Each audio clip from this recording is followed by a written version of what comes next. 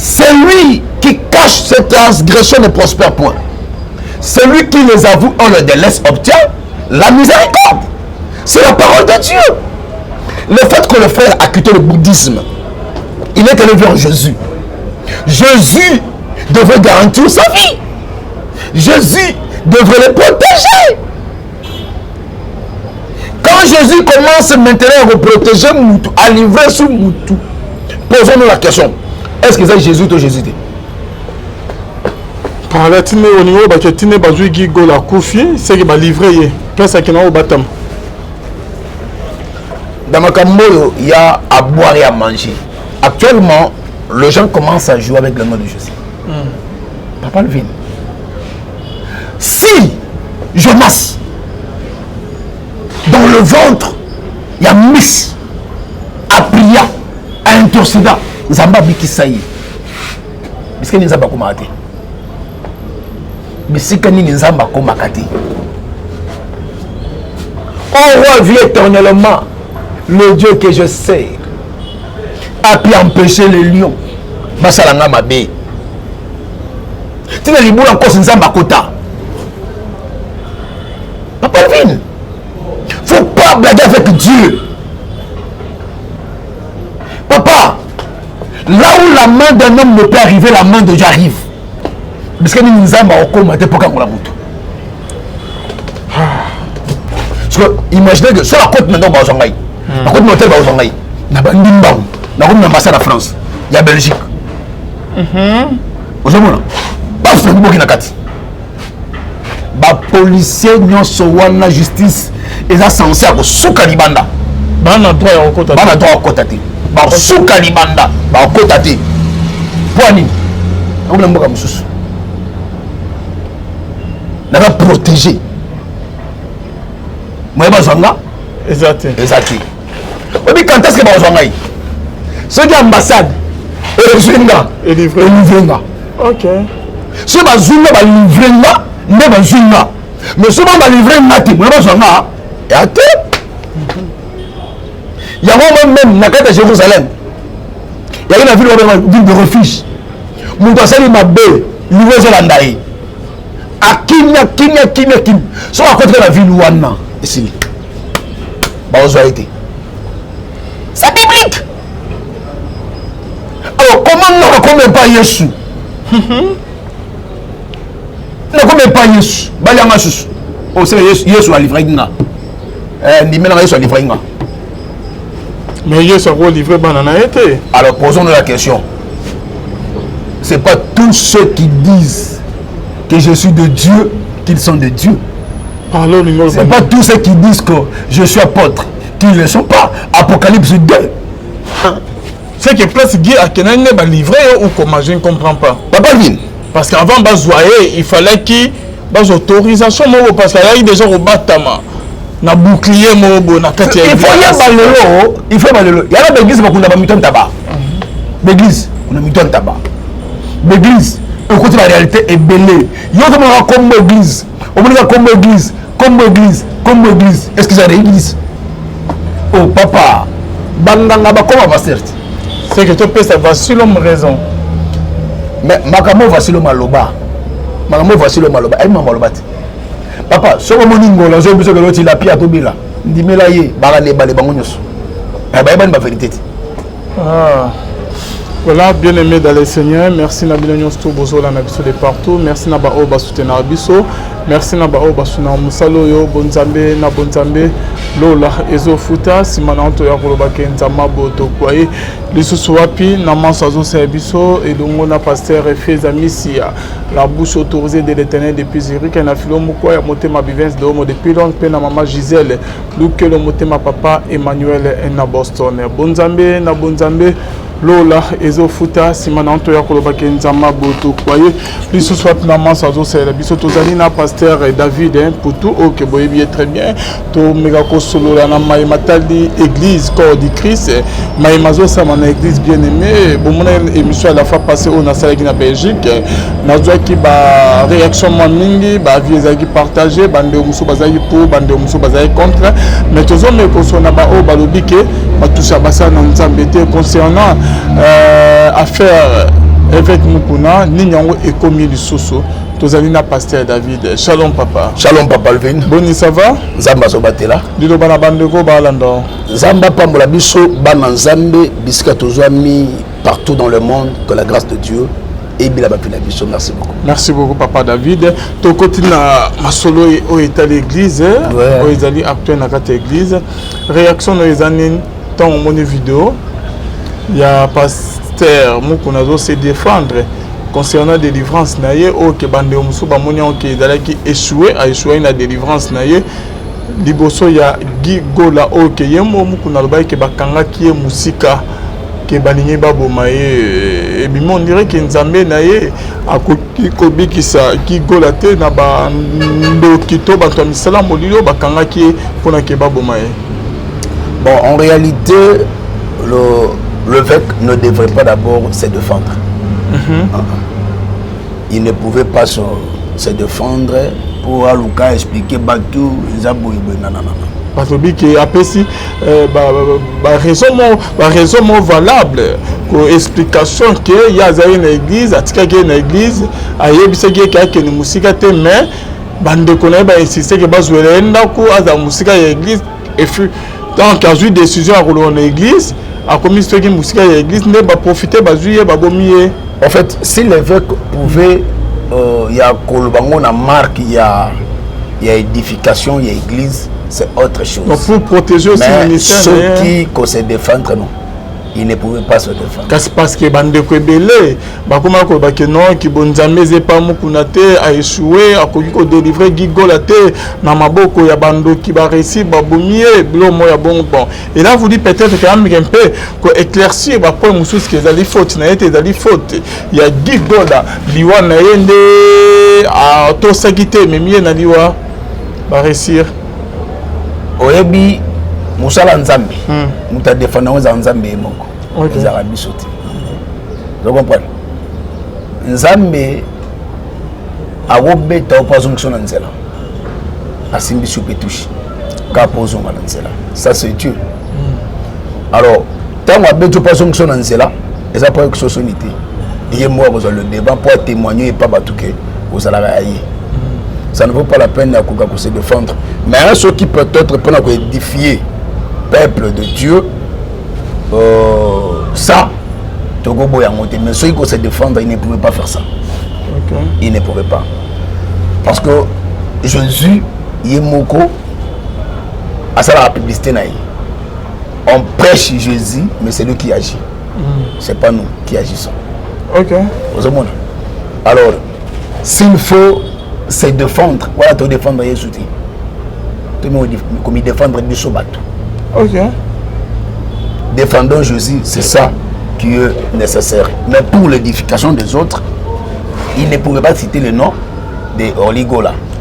Il pouvait parler d'un frère, était ici, passé par là. Patati pata. Ne makamo les gars iboye to pekisa gebo au nom de la délivrance parce que demain la délivrance papa Alvin est très complexe. Et ça Mozino Pemulai. OK. Tu vois par rapport il y a événement lié bamisu balobi ke Mukuna échoué délivrance bamisu balobi ke et la souveraineté ya nzambe asepe ke malgré que ayoko tout bela na ye atamoli partout dans mokili baki sa zu lobi côté pendant un an presque et demi aye pas Jésus aye comme bois que pas Jésus que azwa délivrance abikisa na maladie na ye mais aye ko sous ko kufa au juste yo munya ndengeni non répondre question à deux volets. OK, prends ton temps papa, vas-y. Voilà liboso batuana bana tort. Voilà mi balé bana raison. OK, expliquez biso pourquoi nabi bana tort. Parce que la mort est le naturel. Mututu a bengami pour kufa. Kama bangati. Toute chose qui a un début a une fin. Ecclésiaste toi et lobby, il y a un temps sur la surface pour toute chose sur la surface de terre. Dessus. Il y a un temps pour naître, il y a un temps pour mourir. Exerce 3. Bible lobby, le plus jeune en Israël mourra à 80 ans. Et le plus vieux, c'est à 120 ans. Ça, c'est Dieu. Pour conclure que nous sommes tous bien amis au Koufa un jour. Mon tortique à la race, c'est quoi ça? Alors par là, ils ont tort quelque part. Parce que la mort, elle est naturelle. C'est là Moutinius. Pourquoi je dis que quelque part, ils ont raison. Des Awabishika, Makambo Evani Bili. Le public va tenir une rigueur, les assemblées vont tenir une rigueur. Nous sommes là que pour défendre la vérité, rien que la vérité, autre chose. Le lot fanatisme continue de Makambo Nzam.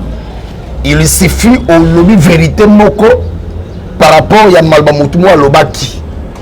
Moi, on va s'encharner sur eux, qu'on traite, on traiter.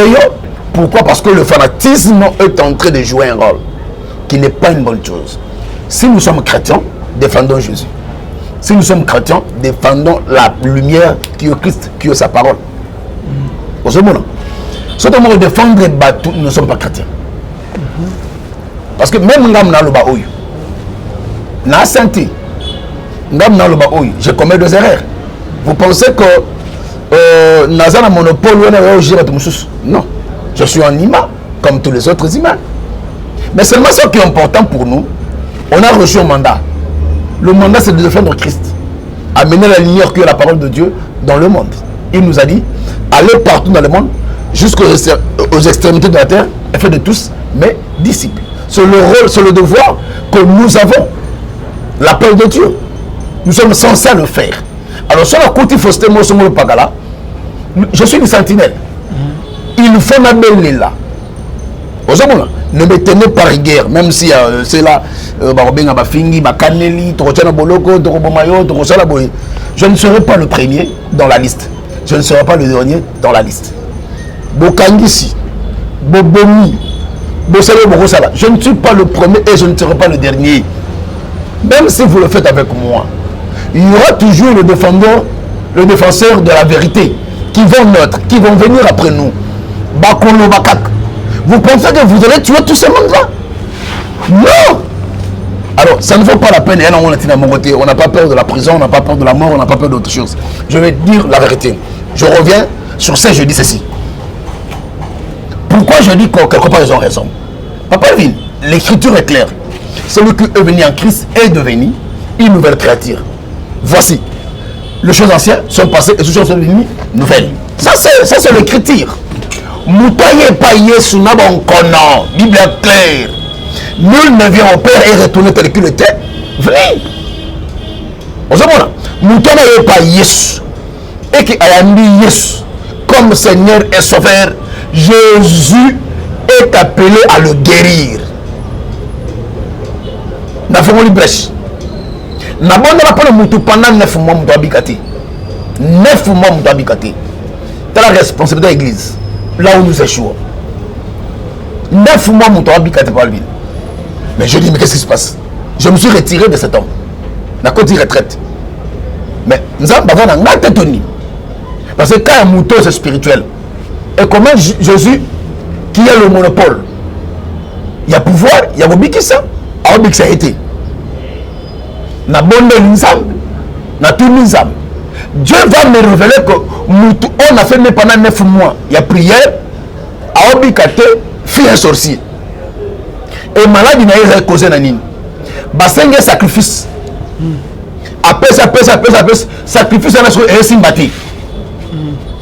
Alors, ou bien, avec qui c'est Moutouana, ou bien il y a mon avocat. Là, avant l'examen, il faut qu'il remplacer Moutouana à l'écart. Le cause de la maladie, il y a un moine. Ok. Mais pourquoi la question est que Moutouana Ndoki, problème Dieu m'a posé cette question. Est-ce qu'avant il y a s'engager dans la prière, il y a vous comprenez? Dieu parle. Dieu guérit. Il n'y a pas le secret qui est caché devant Dieu. Et ça dit, ce que le King Zambé, dans sa profondeur, dans la sincérité, la vérité, Dieu finit par se révéler. Dieu finit par agir. Au second, alors nous allons voir un cas où le Tokouti et toi Mikoloy. Papa Levin. Nalandi, ma vidéo mingi a Orly Yemoko. Le frère, Guy Gola plutôt. Nalandi, ma vidéo n'est mingi. Lui-même, ma vidéo, avait témoigné qu'il y a bouddhiste. Avec le bouddhisme. Tout ce que lui faisait, c'était de la magie. Ou de la patacle et ainsi de suite. C'est lui-même qui parle de ça. De sa vie. C'est lui qui parle de ça. Mais frère Landa Ao.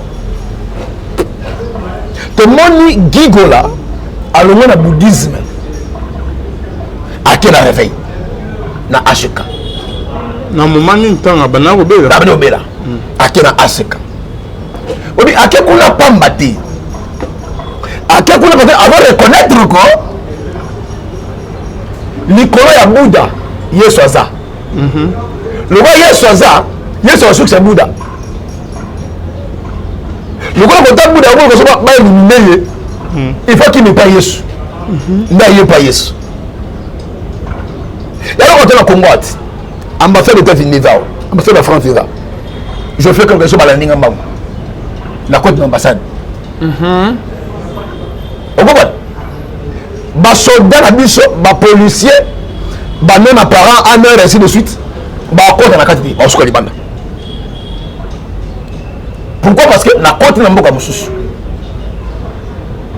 Au second, c'est la grande Libanda. Ceux qui ont ambassade est livré là. Ceux qui livré là, c'est la qui. Pour la joie. La Bible est claire. Est-ce que la nature elle-même ne vous sert pas une leçon? Il faut ambassade, livrer là et prendre la bango. Par là, c'est la spiritualité. Okay. Le fait que le frère a quitté le bouddhisme, a eu un réveil et pas Christ. En ce cas, Christ devrait le protéger. Je ne parle pas seulement de la Seka. Ok, vas-y. Je parle de Jésus-Christ. Jésus-Christ devrait le protéger. Jésus-Christ devrait le sécuriser. Pourquoi? La parole nous dit, si seulement si tu confesses tes péchés, l'Éternel Dieu est juste et fidèle pour toi te pardonner. Vous comprenez? Si mon peuple sur qui est invoqué mon nom, s'humilie, cherche ma face, se détourne de ses voies méchantes, je guérirai son pays qui est le corps. Mais c'est la loi de Dieu. Celui qui cache ses transgressions ne prospère point. Celui qui les avoue en le délaisse obtient la miséricorde. C'est la parole de Dieu. Le fait que le frère a quitté le bouddhisme, il est allé vers Jésus. Jésus devrait garantir sa vie. Jésus devrait le protéger. Quand Jésus commence maintenant à reprotéger Moutou, à livrer sous Moutou, posons-nous la question. Est-ce que c'est Jésus ou Jésus? Par là, tu au niveau de tu n'es pas joué la Koufi, c'est qu'il va livrer. Personne qui n'a pas de dans ma cambo, il y a à boire et à manger. À boire et à manger, n'est pas le vide. Oui, bien, dans le bakango, à chaque fois, bande goboli mesanga, le lobatou mingi pense que Dieu est dans les assemblées. Non, c'est pas ça. Dieu est dans l'obéissance de sa parole. Alors, awa, makambozo leka awa zanini. Le bien-aimé est allé dans ACK. Papa, pendant une année et quelques, yebisangai, bademo nini. Ou c'est simple que, basel musala malamute. Yanini, yawa yamesande wana Yesu. Mais ce n'est pas un musulman. Bakangé na Belgique. Moi na pour fois que na Belgique na biso butane wana. Fiancé na yé. Na misi musulman na prison. Yes na par téléphone. Ami. Yes, je l'ai dit, condition de pour bika, pour bima, il y a une main noire derrière ton histoire. Pour bima faut en yes. Est-ce que tu es prêt? Sois sincère. Ami papa, j'accepte. Par téléphone. Et au finish, le frère a été libéré. Mais il faut une libération. Je vais refoulé na Côte d'Ivoire, à Ivoirien. Période au Bogarani, épidémie à Ebola. Bakani frontière, Dieu, c'est une force. Jésus que je prêche là, c'est une force. C'est difficile. Pourquoi je palpais la main de Jésus dans la prédication. Là, tu vois, délivrance, c'est moi qu'on est joué. Papa Lvin, il en est quelques.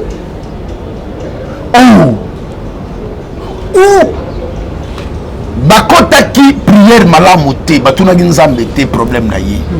Où le frère n'a pas été sincère, n'a pas reçu Christ. Mais la vraie procédure malam, il y a délivrance à vie à Moutou. Moutou a outi, banga mouana. Et là, quand il bosse, il faut aimer Yesu. Il faut renoncer le misala mabé.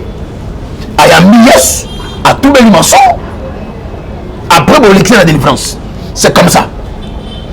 Parce que yo monde par rapport à Kimi partout, à Yeko Kimi n'est pas Yesu. Mais il y a beaucoup de choses.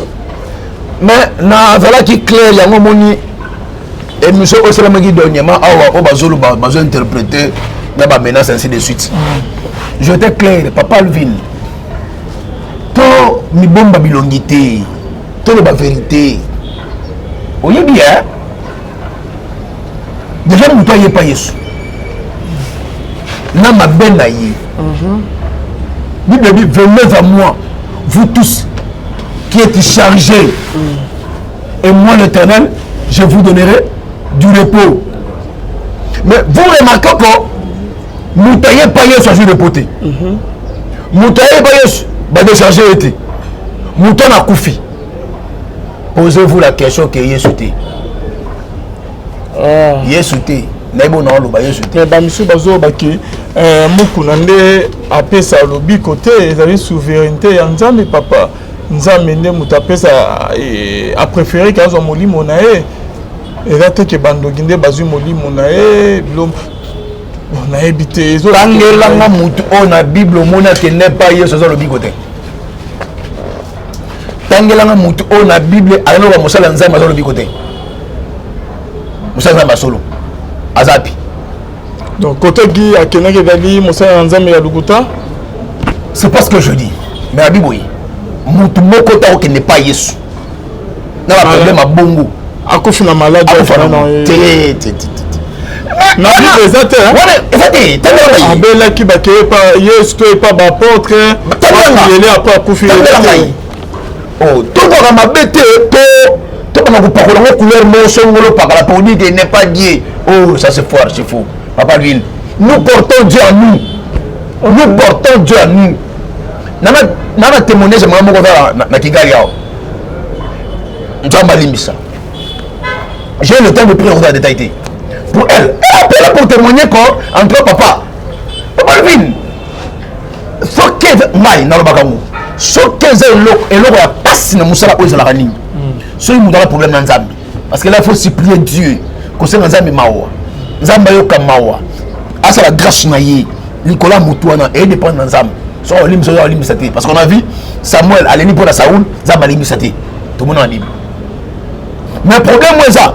Maintenant, le problème, c'est Satan. C'est un petit problème. C'est un petit problème. Il suffit que tu as les orientations, c'est fini. La personne est guérie.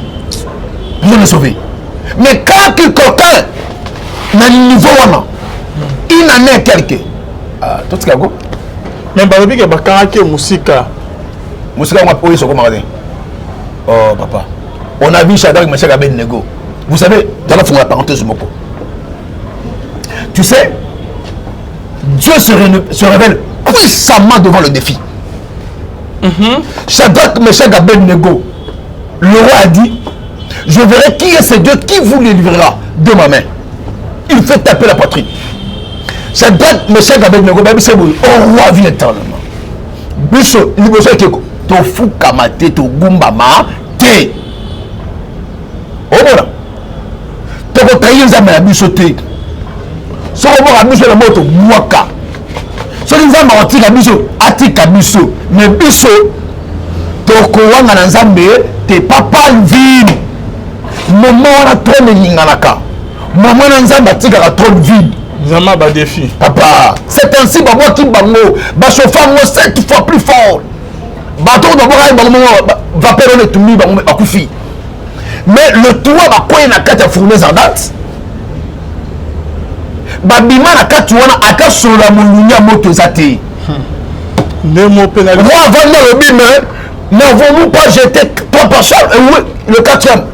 Voyons que la bichebi, le 4e a le visage du fils de l'homme. Il a reconnu lui qui est païen encore. Celui-là n'est pas un homme ordinaire, c'est un Dieu. Il a laissé le trône pour tellement pour saluer présence sans âme. Pasteur David, au début nous avons pas défi. Parce que nous dans la même vidéo très bien, beaucoup na lekisi garçon na liboso cher. Et ça toujours ça analyse à kibonzambe le lo bakundi. Ouais. À lekisi garçon na liboso cher. Azo lobake mwana mobalo bakange musika maladi na iza ya normalité bakange musika badingi balia yebo na boy. Comme moi la seule question que na doit se poser bonzambe ya mokune koka ko délivrer garçon ante na maboko ya bandoki ya ba okitiste ba récit ya koboma ou comment on peut expliquer biso. En tout cas que l'Éternel Dieu ne met une rigueur de parler sur nous. On ne peut pas nous témoigner, on a témoigné Dieu. Non, maintenant, du solo, on a posé une question. Il y a répondre. Il y a déjà un apôtre, un prophète, un pasteur, ou comment? On a répondre des placements. Vous savez, actuellement, les gens commencent à jouer avec le nom de Jésus. Papa Levin. Si Jonas, dans le ventre, il y a Miss, a prié, a intercédé, Zamba Bikisaï. Est-ce que nous avons commenté? Mais si nous avons commenté. On roi vit éternellement le Dieu que je sais a pu empêcher les lions. Basalanga Mabé. Tu n'as pas encore Nzamba Kota. Papa Levin. Faut pas blaguer avec Dieu. Papa, là où la main d'un homme ne peut arriver, la main de Dieu arrive. Ceux qui écoutent, Bachar Paul Sat, Alina Koufa, à reconnaître que Nzamba Salak. Des hommes, autour de Bandokeli, c'est qui était dans mon kilo. Avant de Koufa, Bachar remet Nzamba Salak. Soyez bisangaï. Parce que Nzamba Okoma, t'es pas comme la moto. Avec Alobi parce que pour ça que musique à l'église ma belle moi qui na protection ma belle na biso protection dans l'église il va pousser musique dans l'église bazo lienda kunde ba yo. Non, la protection c'est dans le nom de Jésus, c'est pas dans l'église. Quand est-ce que mutu oyo akendage pa Yesu ba yo c'est quand ce dernier akendage pa Yesu matiki misana mabete de baliaka yi. Mais celui qui ne pas hier sorti du salam il y a la marque de Jésus. Mais puis tout le moment, c'est là que on a été mukuna roba ke bakanga ke musika et Seigneur va délivrer défi mauvais c'est là que on a. Ce que dit bosso défi mukuna ko bonzambe le ko isami ou comment? Défi amour. Papa. Pour la Bible, si je vis, ce n'est pas moi qui vis, c'est Christ qui vit en moi. Si je marche, si je me bats, c'est pas moi, c'est Christ qui le fait à ma place. Papa Levin, nous sommes le mandataire de Christ. Il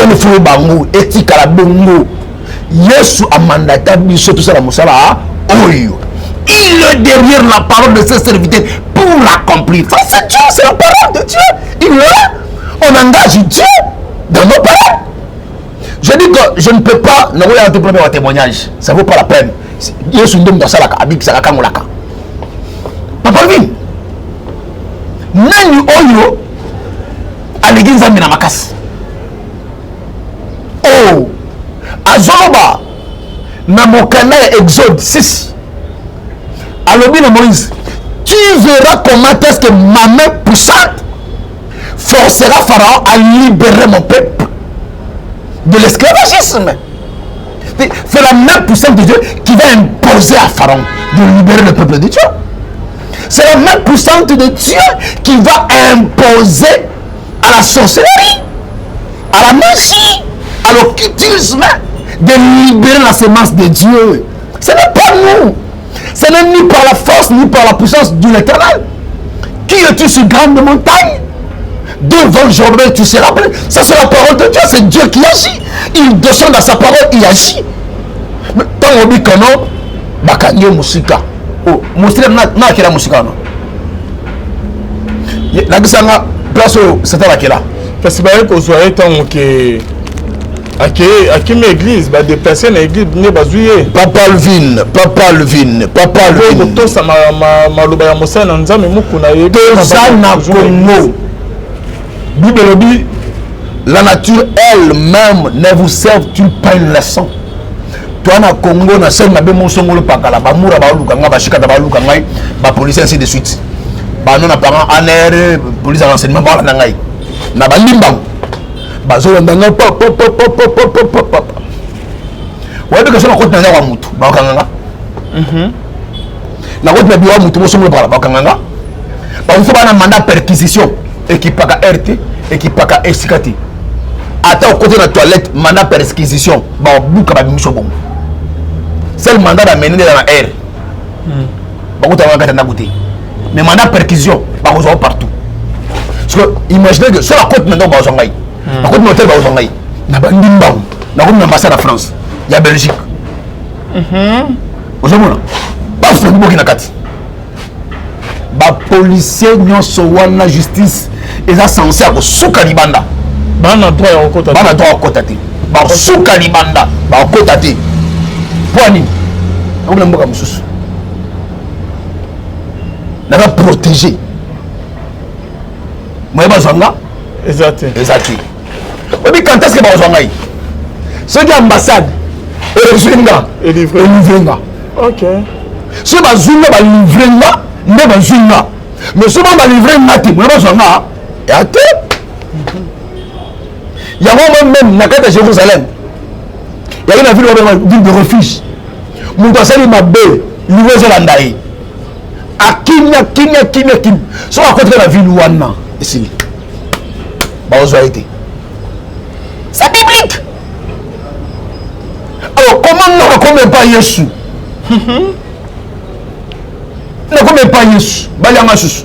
Oh c'est Yesu a livré nga. Ndimena Yesu a livré nga. Mais Yesu a livré banana été. Alors posons-nous la question. C'est pas tous ceux qui disent que je suis de Dieu qu'ils sont de Dieu. C'est pas tous ceux qui disent que je suis apôtre qu'ils ne le sont pas. Apocalypse 2. Il dit ceci. Je connais tes œuvres, ta persévérance. Je sais que tu as approuvé ceux qui se disent apôtres et tu les as trouvés menteurs. Ceux qui se disent apôtres, prophètes, pasteurs, évangélistes, docteurs, évêques. Olingo le banin. N'est pas boyé. Mosala nzambe nyoso te naza mosala nzambe. Je sais de quoi je dis. Ah. Le roi de l'eau que non serons le la vérité. Nous allons t'attarder à la justice. Nous allons te détruire. Nous allons. Il y a la sagesse. Ceux qui ont l'esprit peuvent comprendre. Ceux qui ont l'intelligence peuvent analyser. C'est honnête que Yesu a livré en bas. C'est que place Guy a livré ou comment je ne comprends pas. Papa Vin. Parce qu'avant il fallait qu'il y ait autorisation parce qu'il y a eu déjà au Batama. Na bouclier mobo na kati. Il faut y balelo, il faut balelo. Il y a l'église bakunda ba miton tabac. L'église, on a miton tabac. L'église, au côté de la réalité est belée. Yo comme église. On dit comme église. Est-ce que c'est l'église? Oh papa, bandanga ba comment va certes. C'est que tu peux savoir si l'homme raison. Mais makamo voici le maloba. Makamo voici le maloba. Elle m'a maloba. Papa, ce que je dis, c'est que la pierre est là. Je dis que je suis là. Je dis que je suis là. Je dis que je suis là. Je dis que je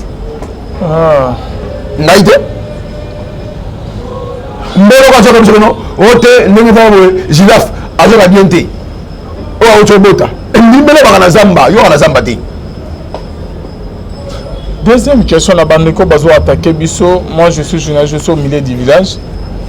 En dehors il y a Guy. Avant Guy a kufa, moi na moi pe ya moi si ba memara na église mukuna prier les. Après avoir prié moi na wana ke ya kufi. Et mukuna passé na télévision, journaliste a posé une question ya dikama moi nango. Mukuna lobike, moi na ba memi azobela. Nga na prier les et moi na ke ya kufi yanga nini. Réaction na cause nini. Guy est là, on dirait, oh, tu es une deuxième personne, hein? Il y a moi, moi, si wana. Côté wana, avant t'as raison, avant t'as tort. Avant t'as raison, avant t'as tort. Avant t'as raison, denyenin. Moi, je suis malade, c'est normal. Au monde, nzambi tama nzamba mukolo, de le bagay belé, engelo bagay. Ato minganga pour nous donner la soin peut traitement ya nini ya nzoto ba pasteur belé na zel na kozanga mayele limbisanga terme be kozanga gotanga on a comprendre que il a prié c'est Dieu qui guérit mais faut sonner mutoyo amelakisi ozomona Yesu biboui Matthieu 4 l'homme ne vivra pas seulement du pain. C'est dit l'homme peut passer du pain. Il y a la partie sûre qui a ce caprice et c'est une folie, il faut aimer la kiss pour et tomber en faillite. Alors, on a compris que nous sommes dans l'hôpital. Toi tu as prié non? Tu es dans l'hôpital avec les soins. Il faut garder. On a profité. Vous avez compris? Mais quand on a bien la tort, les amis, papa le vide. Voilà. Nzambe na biso avant nzamba ba possibilité illimitée. Rien n'est impossible à Dieu. Rien n'est impossible à Dieu. Quand déjà en peur de la famille a commis kobimisa ba langage à marque bongo, dites-vous qu'il y a un problème. C'est d'abord tout le monde, la président de la République a bleki n'interview tout na point de presse moral lobby que na sini mayele na likambo ya Rwanda ya M23. Vous comprenez? Comprendre déjà que problème est ça. Ozomona un leader et va oya kanaba discours à découragement. Non. Un leader appelle espoir toujours. Ataya gozonga leli de mupanzi. Alléluia na mutema, alléluia na chambre, mais son abimi, il doit incarner le leadership, l'autorité. Nous connaissons l'autorité, non? Que Dieu a placée dans l'église, entre guillemets. Vous comprenez? C'est un leader d'opinion. Quand tu passes pour dire que nous avons un bon homme de confiance en nous, oh, et pour les pasteurs, point d'interrogation. Dans la bêtise, c'était dans la Bible. Mon d'église, bombi bas secret et belé. Et belé. Nous là, on ne se sera pas de parler de Jésus, de défendre la vérité. Papa Lvin, la péché nécessaire, madame, il y a beaucoup pour comprendre. Au Kim l'ambassade, c'est l'ambassade de livrer. Il faut pas livrer. Oh, il y a un côté. Voici l'homme. Bande quoi famille bayaki. Nandoto. Bayo fundo pa na biso. Mais na bo moto. Bande fundo bayaki sus. C'est spirituel hein. Na baki ba pesa ba ngombongo. Ma pesa yi ba ngombo. Nandoto ba ko ngani. C'est un problème na yote. Et puis pourquoi pas un problème là? Parce qu'il a fait une amende. Il avait payé quelque chose. Il va se retirer. Mais comment une église va que nous refondons la moutou, na famille, na bandé na Bible. Oh baniga ba bon pour l'église ACK Kalembele. Na bandé na Bible. Moutou libanda cause moutou katité so moutou katité à livrer. D'où moutou libanda fallait accorder en complicité la famille pour livrer. Aux hommes, par là, on comprend même Yesu pour bazoyer. Fallait pas utiliser Moudakati, Judas. Bah utiliser Judas pour bazoyer Yesu. Mais mon Yesu a Judas n'a besoin de teki moi na moto. Bon Judas n'a teka Yesu. Pour travailler à Yesu. C'est pour dire ceci. Papa Levin, tu as mon de quoi n'a koufi, il y a beaucoup d'histoires à l'intérieur. L'église est belle zawa. Pasteur à Kota Baloji Mosongolo Pakala avec sa famille té Maleksa Bandimi. Mon église, mon dit chaque année on fait la. Mais chaque mois on fait la. Toi l'église est belle zawa Kota to rien un problème no boulé net que oyé. Papa. Oh la solution zo ande oyé kuna babo mo ba livrer yo. Mais ça qui est avec ma casse c'était le nganga wana. Koleka réseau wana. Koleka sept wana. On s'incliner. On livrer yo. Dans la loi du plus fort. Ce que la ma casse te collega. Ah on est vrai. Ce que tu voyais que pasteur Yamala Maza peut tout c'est simple pour comprendre ces histoires non. C'est si simple. C'est si simple. Il y a soit petit lumière. Bon on connaît pas mon ndengeni. La mise en élite. Pas comportement. Merci beaucoup papa David. Tokomina Soka. Il va vraiment passer. Hein? Donc, c'est la fin de notre émission. C'est le temps de la fin. Au petit message à Souka. C'est le temps de la fin, papa. Il au Komokeyi, au Kimele Pananzambe, pas pasteur, mo bonjour, un faux pasteur. Il y a un livré au sco, babou bien.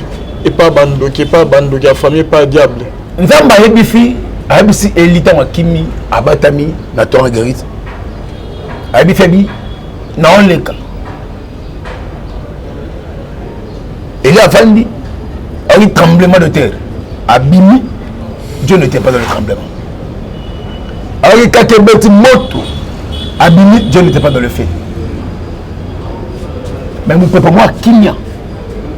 Et les guides, Dieu était. Vous voyez l'eau? Batouba Lingi, non? Comment? Dieu n'est pas dans le nord.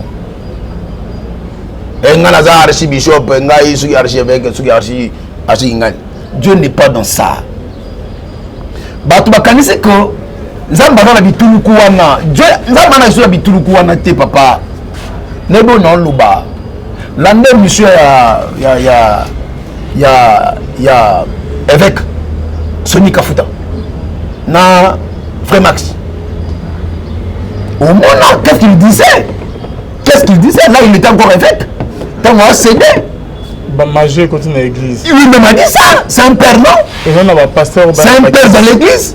C'est pas moi qui ai dit ça. C'est le journal sur le qui a dit ça. Majé continue l'église. Lui-même a dit ça. Avant qu'il est évêque. Oui bien. Peut-être moi le voilà. Il a un moment dans le bas, papa le vide. Parce que c'est que ça sert. Je sais de quoi je dis. Je sais de quoi je dis. Ma côté cabal juif. Papa. Ma pasteur m'a pédé Nzambalim Sangaï plein. Le dimanche passé au You. Le dimanche passé, dans outil prière. Dans le prophète Gédéon, Bekanga. Atigna Balinga ne Mosongolo Pakala. Il est parti, non? Alors écoute là, apôtre Basile. Benganaki. Papa lui, je suis resté à Nkolo Yesu. Mboka, Nzamasuka. Il y a des hommes de Dieu qui étaient venus. Bakabeli ngana mbongo. Histoire vraie. Oh non, on nous a toujours parlé de toi. Boye. Maintenant, c'est la bélogie. Papa. Oh, toi, niveau, des jeunes comme moi, au finish, avec la grâce que tu as là. Tu ne peux pas. Au finish, double sim. On va expliquer un cop na bango. Pasteur. On a magie déjà. Mais comment on va aussi? L'an prochainement. Merci pasteur d'être là.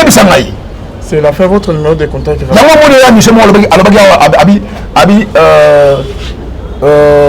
Amiben nga soki 3 fois un seul. Parce que y a ça abonga maka moi si abonga maka mobali donc c'est quoi yé basala ka yé yé pe asaka. Donc il y a beaucoup par rapport à la pudeur, donc je me réserve à Kolbablo Moussou na télé. Mais ce qui est important, revenons vers Christ. Revenons vers Dieu. Imaginez que des jeunes comme moi, va proposer ma bon pour dire que non, on t'a connu ainsi de suite, tout ça. Papa lui nous a malin du Sangai. En tout cas, j'ai été prêt à remettre à ma frère. Et je leur avais dit clairement que jour où on a là et que on a besoin de là. Donc, basa melanzambi ngala bango tukuta na kananselati. Et ces gens-là sont dans l'église. On me les a présentés comme des pasteurs. Pasteur. Yebisangai. Pas pasteur. Merci beaucoup. Il y a de cela qui est à la télévision. Pour te faire un pépin. Il y a beaucoup d'histoires. Vous allez me défendre le pasteur. Merci votre nu. Plus 243 82 411 32 46. Plus 243 82 411 32 46. Nzambalola Apambola Biso. Cherchez Dieu dans la sincérité. Que Dieu vous bénisse. Merci. Merci beaucoup. Bonne Zambé, la bonne Zambé, Lola, Ezofuta, Simana Toya Kolobake, Nzamba Boye. Donc, voyez, ce sera concentré à la prochaine vague. Ce gars-là, il y a ma casse théorique. Ah, on est vrai, ce que tu voyez, que pasteur Yamala Maza peut tout c'est simple pour comprendre ces histoires, non? C'est si simple. C'est si simple. Il y a ce peu de lumière. Bon, on compte pas mon déni. La mise en élite. Pas comportement. Merci beaucoup, Papa David. Tokomina Soka. Il va vraiment passer, hein? Donc, c'est la fin de notre émission. C'est le temps de la fin. Au petit message à Soka. C'est le temps de la fin, papa. Il y a comme au Kei, au Kimele pas Nanzambe, pas pasteur, moi, bonjour, il faut pasteur. Il y a un livré, ce que Babou m'a bien. Et pas bando, qui pas bando, qui a famille, pas diable. Nzamba Ebifi, Abisi Elita Wakimi, Abatami, Naton Marguerite. Abifabi, Naon Leka. Et là, Fandi. Un tremblement de terre. Abimi, Dieu n'était pas dans le tremblement. Alors, Kakebeti Moto, Abimi, Dieu n'était pas dans le fait. Mais mon peuple, moi, Kimia. Et les guides, Dieu était. Vous voyez, Lilo? Batouba Lingi, non? Comment? Dieu n'est pas dans le nom. Archibishop, Dieu n'est pas dans ça. C'est que Zamba na bituluku wana. Dieu Zamba na sur bituluku wana te papa. Nebo non luba. L'année monsieur ya évêque Sony Kafuta. Na Frère Max. Au moment qu'est-ce qu'il disait? Qu'est-ce qu'il disait? Là il était encore évêque. Tant qu'on a cédé. Majeur continue à l'église. Lui-même a dit ça. C'est un père, non? C'est un père dans l'église. C'est pas moi qui ai dit ça. C'est le journal sur le qui a dit ça. Majeur continue l'église. Lui-même a dit ça. Avant qu'il ait évêque. Oui, bien. Peut-être moi, le voilà. Il a un moment dans le papa le vide. Parce que c'est que ça sert. Je sais de quoi je dis. Je sais de quoi je dis. Ma côté cabal juif. Papa. Ma pasteur m'a pété. Nous avons plein. Le dimanche passé au You. Le dimanche passé, nous avons prié. Nous avons dit prophète Gédéon. Bekanga.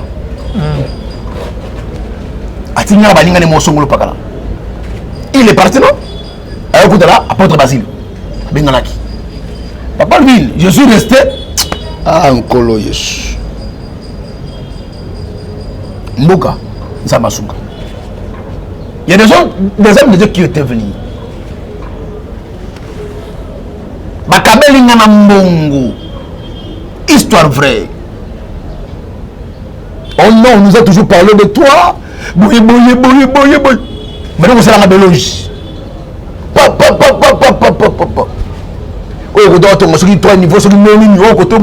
Des jeunes comme moi, au finish, avec la grâce que tu as là, favorité, tu ne peux pas. Au finish, double sim. Je vais expliquer un cop na bango. Pasteur. On a magie déjà. Mais comment on va si? L'an prochainement. Merci pasteur d'être là. C'est la fin votre numéro de contact.